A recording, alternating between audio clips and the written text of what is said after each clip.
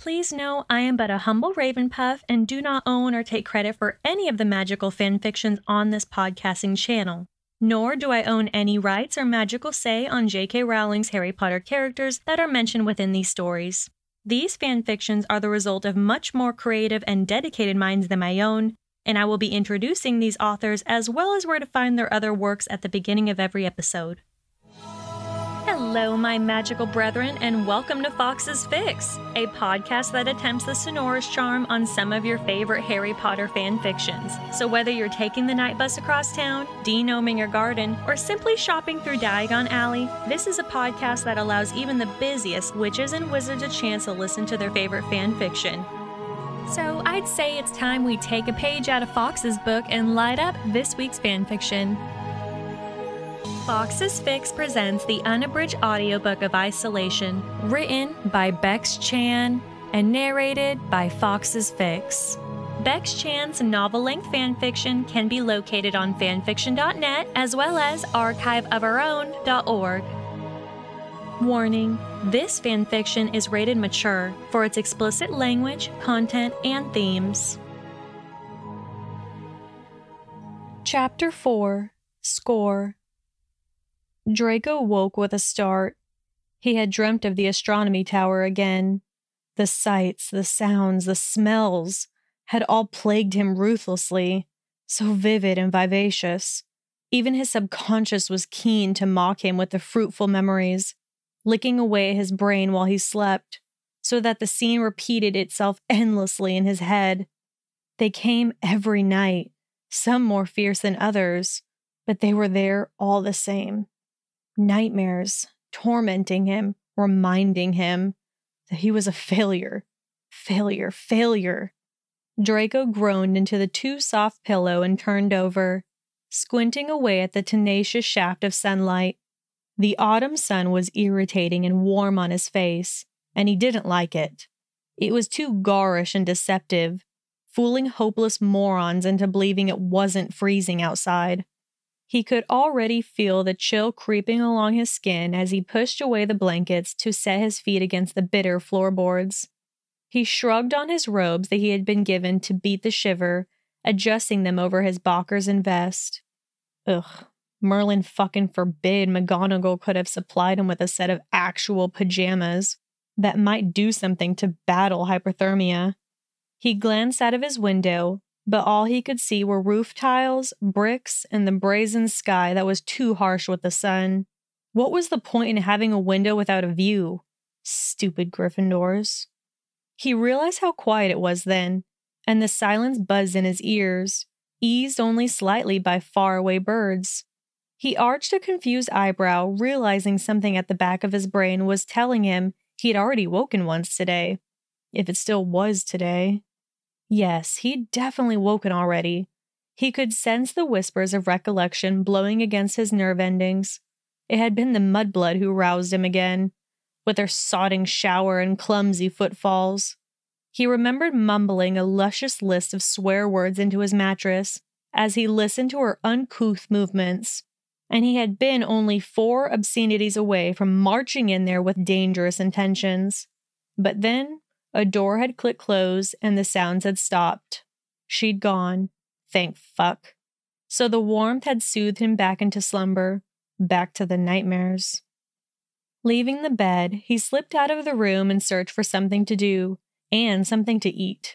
He helped himself to a glass of milk and some cereal that Granger must have left out, reminding himself that he really needed to learn some wandless cooking skills if he ever wanted a warm meal here. Asking Granger was obviously out of the question. He poured himself a second bowl of breakfast as his eyes settled on the clock, and he realized with an agitated breath it wasn't morning at all, not breakfast. It was almost 3 in the afternoon, the official sign that a normal sleeping pattern was lost with his wand and alongside his pride. His eyes went to the main door, and while he knew it was inevitably pointless, he set his bowl of cereal down and decided he would test it. The second his fingers grazed the handle, sparks shot up the length of his arm, crackling in his veins like spitting flames. Shit, he cursed, eyeing the red sting crowning his fingertips. With a resigned breath, he went back to the kitchenette and turned on the tap to soothe his buzzing skin. His eyes fell to the kitchenette's tiles, and he started to count, needing something to do, needing to keep busy.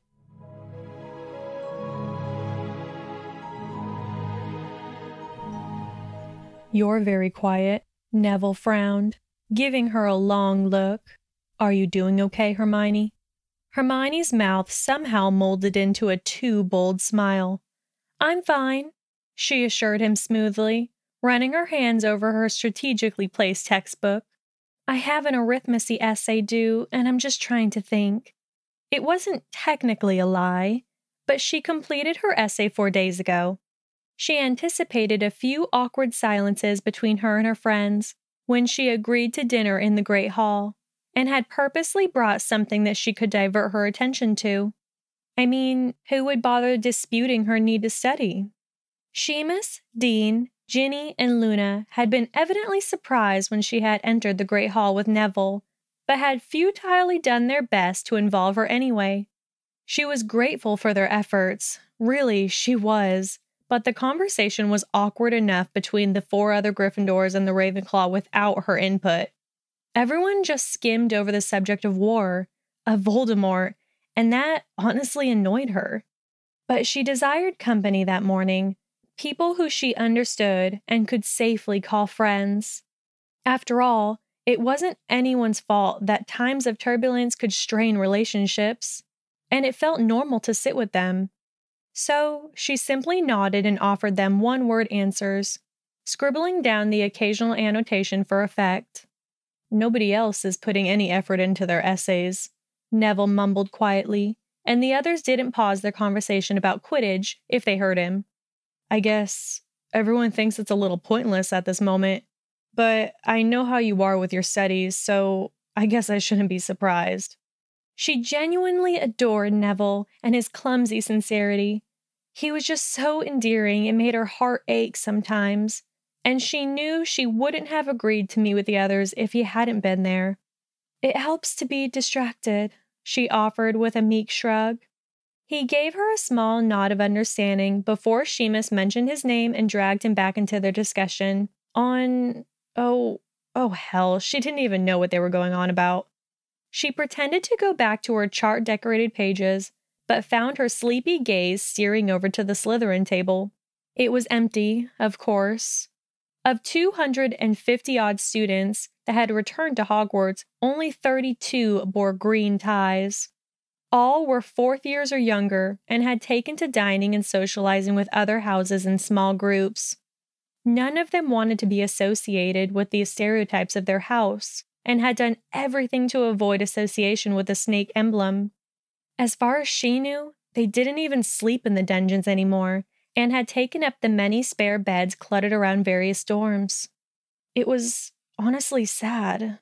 They were so desperate to avoid assumptions and bad impressions, even though their presence at Hogwarts alone was proof enough that they didn't agree with Voldemort's views. They were just like everyone else, hoping for safety and praying for it all to end. She hated Malfoy just a little bit more in that moment, for being so fickle and conforming to the stereotypes that came with Salazar's legacy. Her stare evidently waltzed up the table to land on the spot that she had seen him sit. She remembered how awful he looked during 6th year, and scolded herself for being so naive to the signs that had been coming.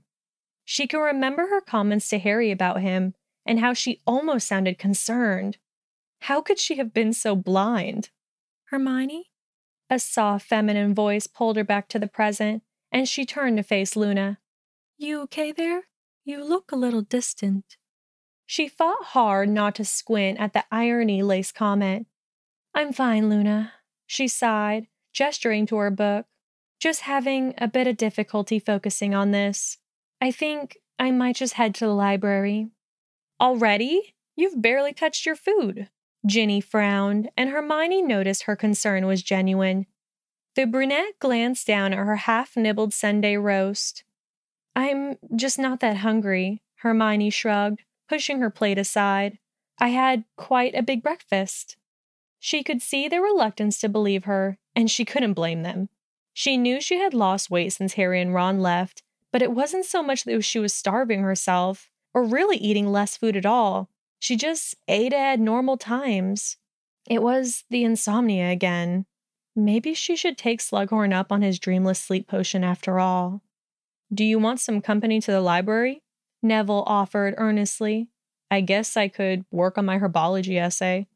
No, that's fine." Hermione shook her head, rising from the table. "I know you don't like the library, and you haven't even finished your dinner." "I might pop up later then," he compromised, spearing another sprout with his fork. "It was nice to see you, though, Hermione." "It really was," Ginny nodded, accompanied with a hum of agreement from Seamus and Dean. "Will you come see us tomorrow?" No, Hermione thought to herself, but out loud. "I'll try," Hermione breathed quietly, giving her fellow lions and the blonde eagle a soft smile. "It was nice to see you all, too." She gathered her belongings and turned to leave with a delicate wave in their direction. She could already hear their hushed tones fluttering amongst the great hall as she left. Discussing how bad she looked, no doubt. They would talk about the dark smudges under her bloodshot eyes, and how her skin had turned a shade paler. Nothing vicious or remotely backstabbing, just the truth, just words of worry. Perhaps she would have felt guilty if her body could accommodate any more negative emotions. But honestly, it couldn't. Thoughts of Malfoy had pretty much filled her to the brim with spicy notions, and combined with a lot of loneliness and a dash of despair, she just didn't have the room. The hope was still there, though. Just a flicker of optimism about the size of her heart that refused to perish. She clung to it desperately sometimes, and then cursed it the next moment. It was what kept her going and encouraged her late-night endeavors to read everything about Horcruxes, and also what led her to continue her order training with McGonagall. Yes, her hope was still there. It just went missing sometimes. The library was alive for a change.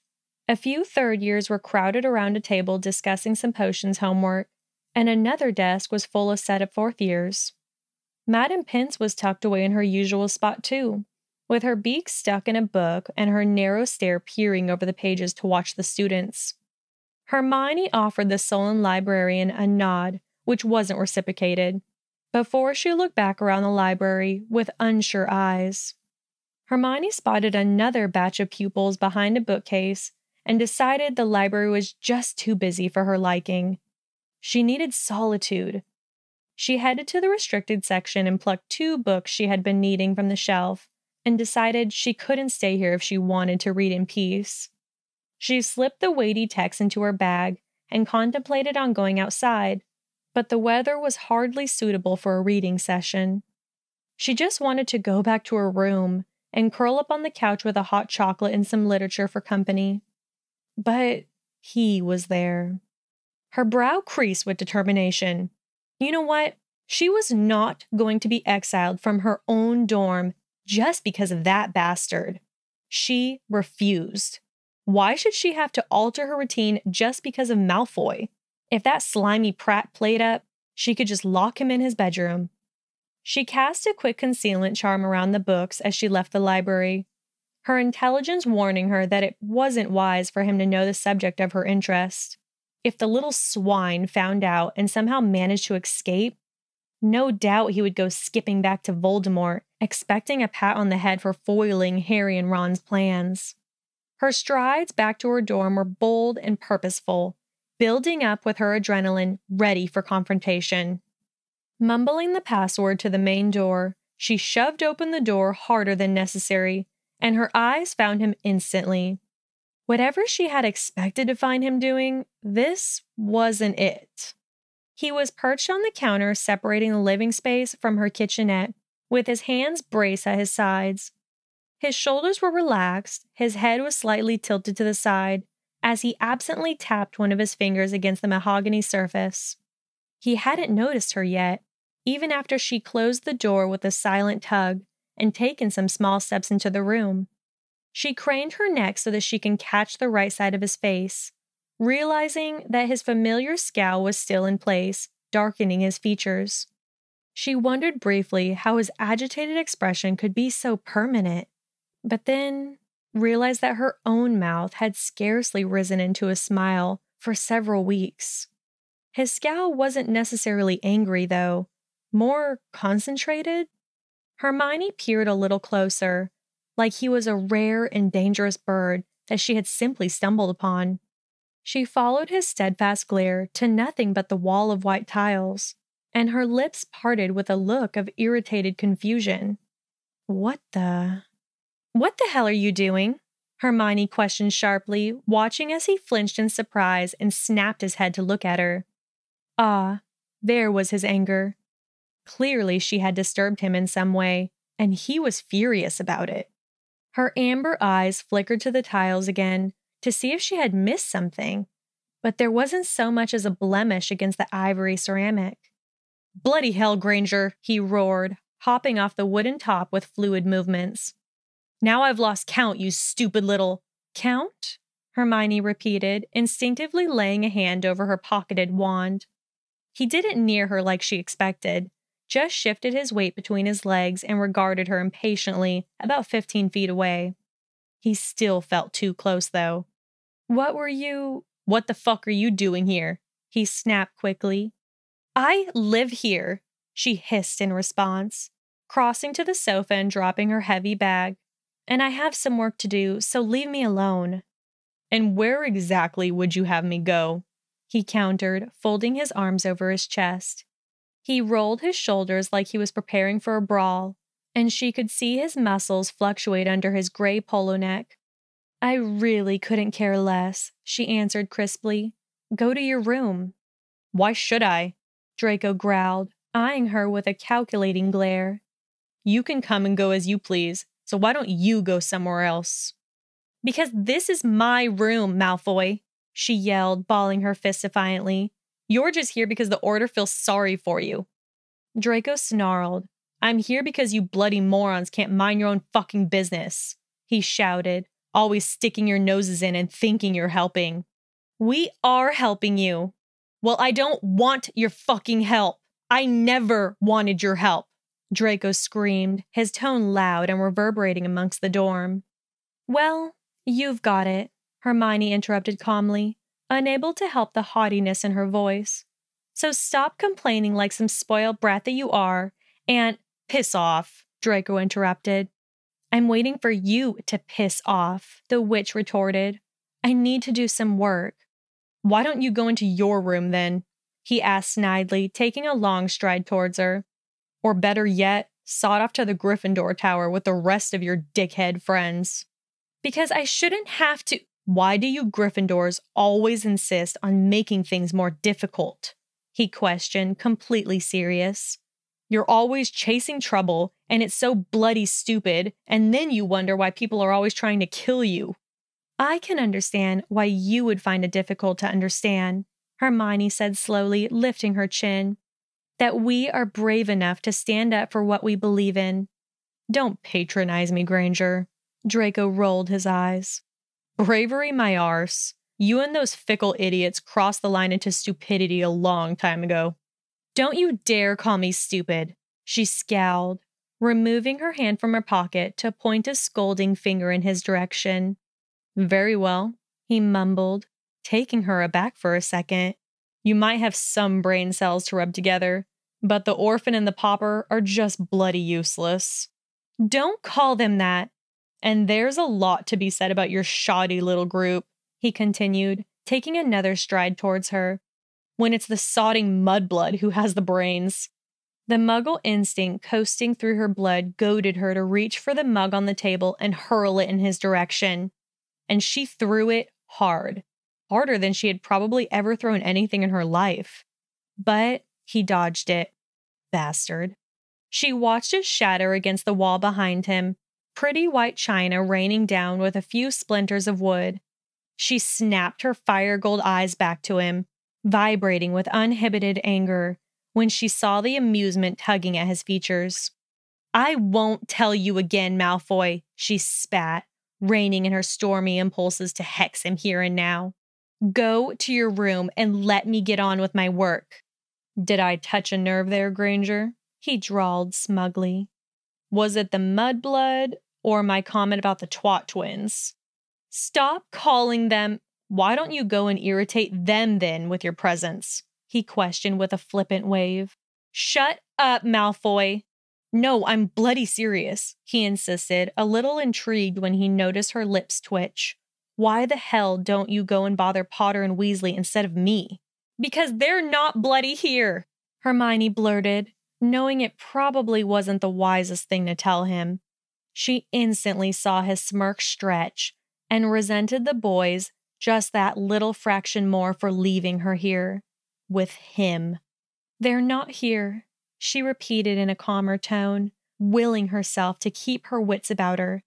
"Well, where are they?" "As if I would tell you," she scoffed. "Just leave me, Malfoy, before I—" "This is classic," he chuckled, licking his lips as though he could actually taste her frustration. And apparently, it was delicious. "This certainly explains a lot." She lowered her brow. "What are you talking about?" "Why your face looks like a smacked arse all the time," he told her simply, nearing her again with a winning swagger. "Why you always look ready to slit your wrists." "Too far. Don't be ridiculous."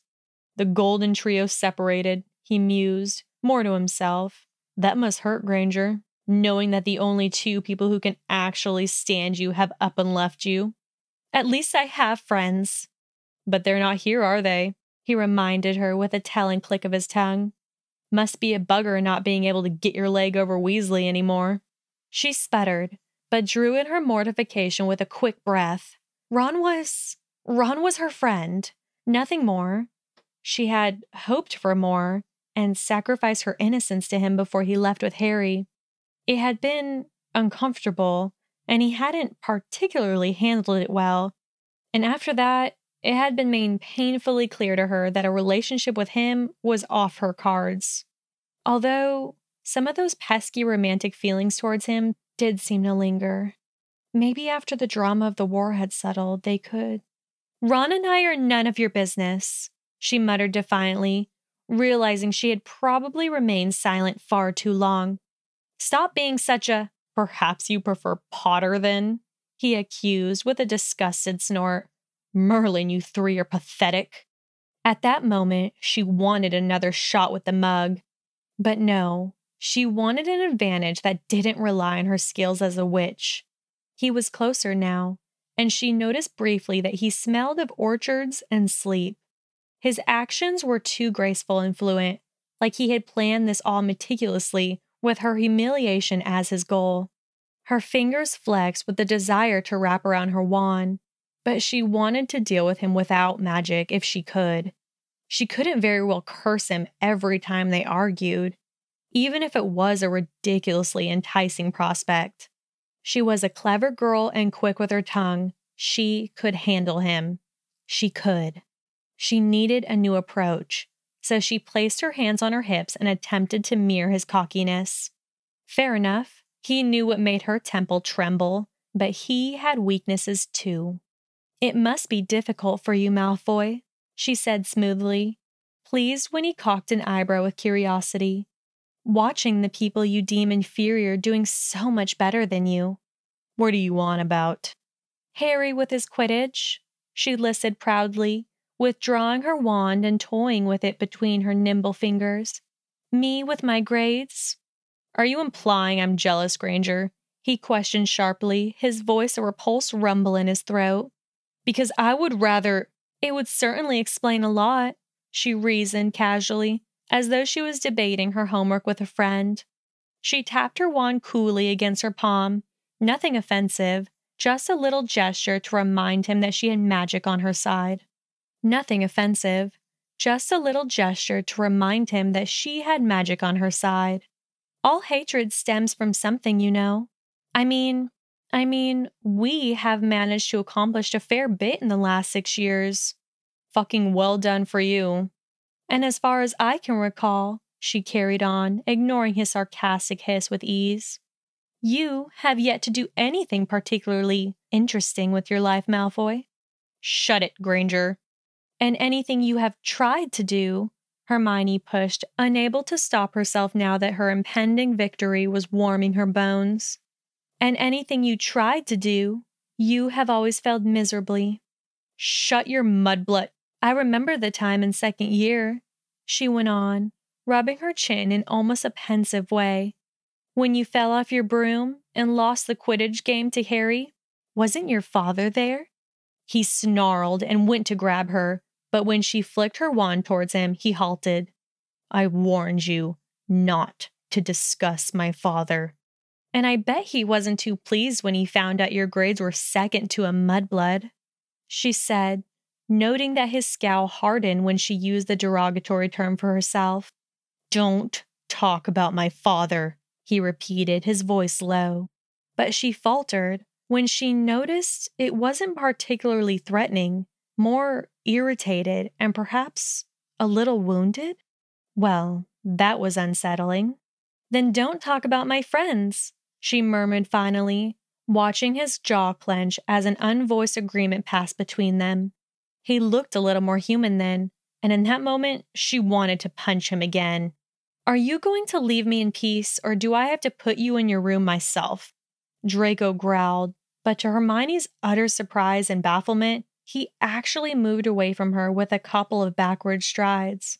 His rain cloud stare didn't leave her, though, just stabbed her like he was trying to melt her away with his will alone.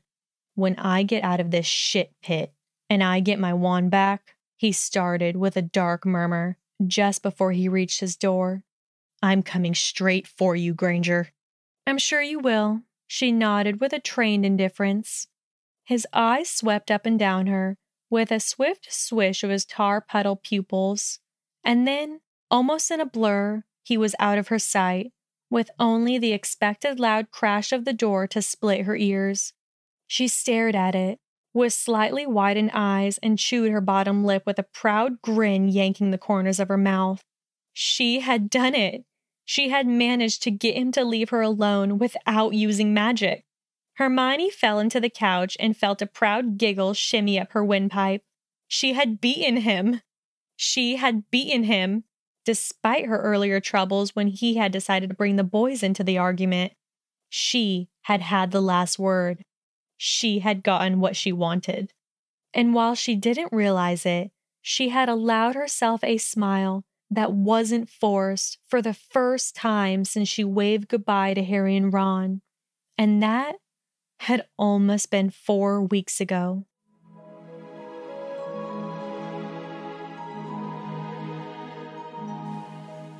That bitch. Back in the small space, Draco would swear the 4 walls had shifted slightly. The room definitely felt smaller, and it made the beginnings of a cool sweat lick his forehead. He had half a mind to charge back in the sitting area and start screaming at her again. But then, what would it accomplish? All she would do was abuse her magic, and he would end up back where he was, but probably in a bit more pain, to make his day just that little bit more dismal. Draco covered his face with his palms and dragged his scratching fingers through his hair. He never felt so degraded in his 17 years. When had his life deteriorated so much that he had landed here, supervised like a pissing child by that muggle spawn scum, trying to avoid becoming one of those sanity-drained freaks that mumbled nonsense to themselves when the walls had gotten too close. But it could have been worse, he mused. It could have been the weasel. That would have definitely ended in bloodshed by now. At least Granger wasn't a brainless prick that could actually back up her own arguments. He went to the bed and slumped into the fabrics, resting his elbow against his knees and staring at the withered floorboards. His eyes shifted to the bedside table, and he opened the drawer, peering inside to find only a discarded quill and a Gryffindor tie. Well, perhaps he could use the tie to hang himself when he had finally gone insane in this place. When the walls finally got too close. He snatched up the quill and waltzed his fingers up the silky feather strands. He glanced back to the drawer to check if there was any ink or parchment, but there wasn't. So he leaned back on his bed and brought the nib to the mahogany headboard. He sliced the dark wood and carved an M and a G, and then dissected the letters with a defined line between them. M for Malfoy, G for Granger. He would have put M for Mudblood if his surname didn't start with that same letter. All right. He would admit that she had won today's argument, but he had certainly won yesterday's. It only seemed rational to keep score, and it was something else to feed his habit of counting. He scrawled a short line under each letter to indicate the respective scores, and made a silent vow that she wouldn't get any more marks for the duration of his stay here. Then his eyes went back to the floor, and he started to count. First the floorboards, then the cracks between them.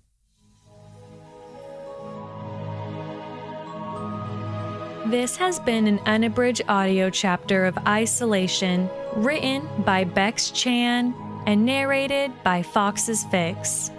A special thank you goes out to Bex-Chan for allowing me the privilege to read her story. To recommend your favorite Harry Potter fanfiction for future audiobook episodes, please visit Fawkes Fics Facebook page and Instagram through the links located in our description below. You can also help support us with donations through our PayPal account to help produce and shape in our future narrated fanfictions. Thank you for listening. Please join us next week for a continuation of this magical fanfiction. See you then!